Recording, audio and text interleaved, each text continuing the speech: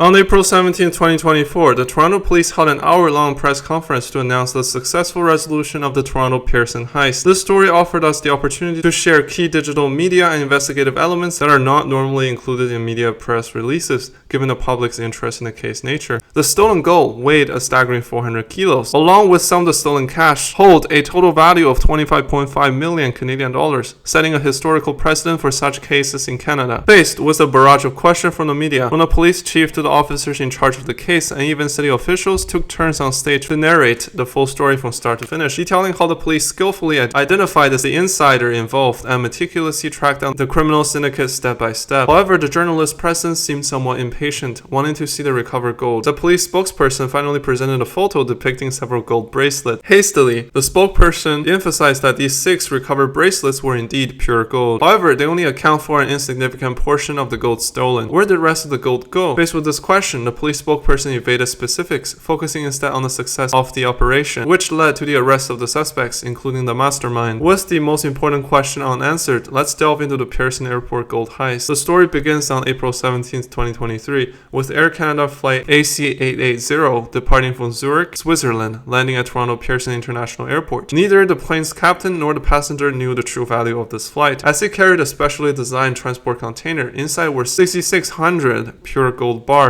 as well as $2 million US in cash. Both shipments had one thing in common: they were transported by a company called Brinks, and Brinks specialized in transporting cash and other valuables using specialized aviation transport containers designed to withstand fire, shock, and even bullets. While theoretically impenetrable, this incident proved that even the toughest boxes have their vulnerabilities. According to a document from Canadian Customs, once the crate was unloaded from the plane, it cleared customs immediately and was subsequently placed into a warehouse registered under Air Canada at Toronto Pearson Airport. This brings us to the discussion of Toronto Pearson Airport's cargo storage system. According to Toronto Airport's own data, their cargo storage spans 1.2 million square feet, equivalent to 15 standard football fields. There are 240 doors open for truck loading and unloading, operating 24 hours a day, processing 45% of Canada's air freight. Whether valuable or not, items are haphazardly stacked together for sorting, though most items are only temporarily stored. Once custom procedures are completed, items are swiftly transported away. For ease of management, Toronto Airport leased these areas to large airlines and different logistic companies, with one of the largest areas belonging to Air Canada. Therefore, the crate valued at over 20 million Canadian dollars was taken to a temporary warehouse under Air Canada's control, carefully wrapped in plastic to prevent scratches. According to a police release surveillance video, just 45 minutes after being stored, a white truck appeared. The driver presented a delivery order and requested to pick up the large crate. The airport worker operating the forklift assisted in loading the crate onto the white truck. The driver then departed in a white truck, marking the last sighting of the gold bars. 3 hours later, when the actual security company arrived in a bulletproof truck, they found that the warehouse was completely empty. Initially, it was thought to be a clerical error and dispatched personnel to search every warehouse. However, due to the immense size and number of warehouses and the minimal night shift staff, it took 4 hours before they realized the gold was truly missing. Only then did they consider checking surveillance footage and the delivery order. The order clearly stated it was for a refrigerated seafood container dated the previous day. Incredibly, someone used an expired delivery order to confidently walk away with over 20 million Canadian dollars in gold bars and cash. And the personnel accepting the receipt didn't even read it. Pearson's personnel seemed unable to detect such a significant discrepancy. They promptly alerted the police. When the police arrived, the gold bars and cash totaling over 20 million Canadian dollars had been taken effortlessly for long.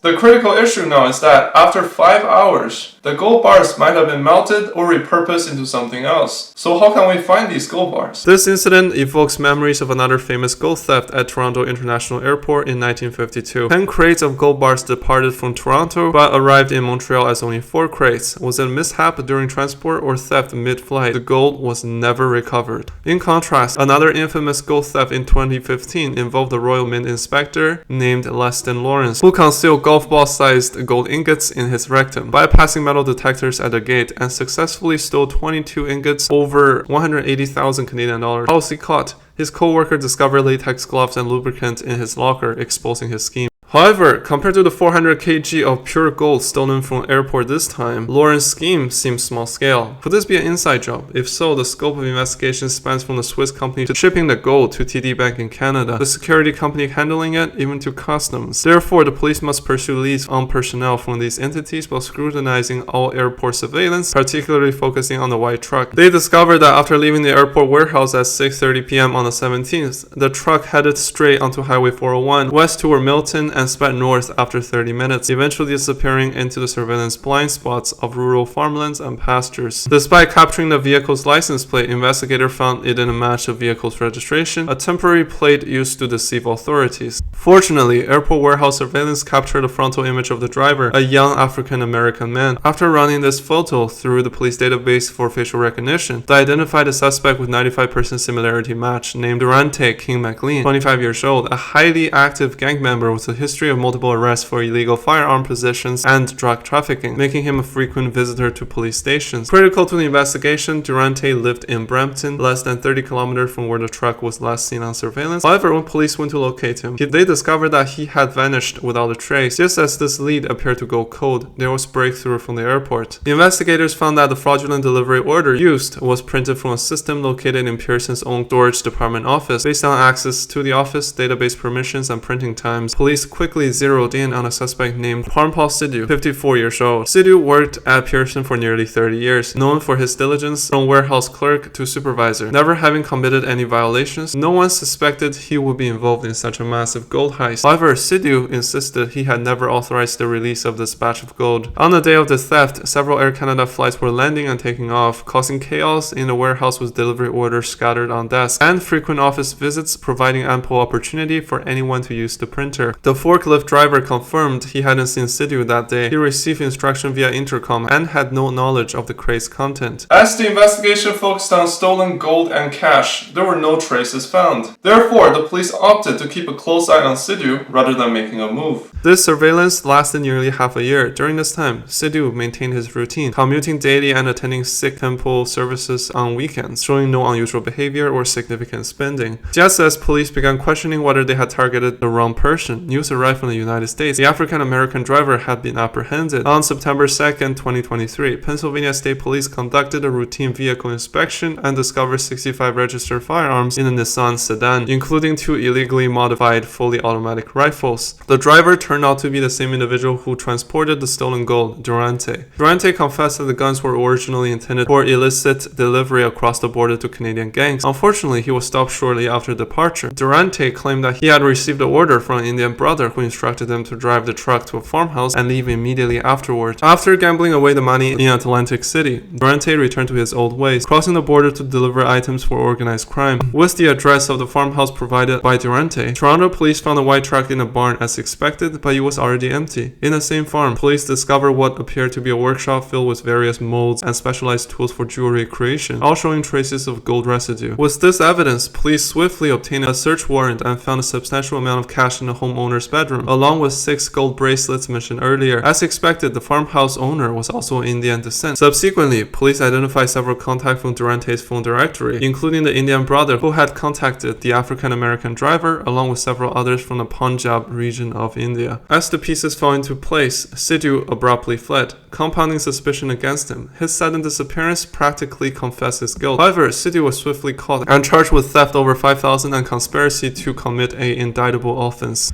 Police then issued an arrest warrant for Simran Preet Panesar, who worked as a manager and gave police a tour. According to later police disclosures, there were a total of 9 suspects in this case. In Canada, 5 had already been apprehended, while 3 remain elusive. The African-American driver, apprehended by U.S. authorities, faces charges including smuggling prohibited items and illegal firearm possession, delaying his extradition to Canada until after his trial and sentencing. Among the 5 arrested in Canada is a jeweler, who is arguably the most technically skilled individual involved in the case. According to the police, the 400 kg of pure gold was melted down by him to create various jewelry items. To avoid suspicion due to its high purity, he deliberately mixed other metals into the gold. Due to the complete transformation of these gold bars, authorities believe the likelihood of recovery is minimal. However, if these items were merely embellishments of wealthy ladies, it would be less of a concern. Police have also raised other possibility that the gold was shipped to the United States in exchange for guns. According to a report from Toronto police, such arms deals often involve barter besides cash transactions.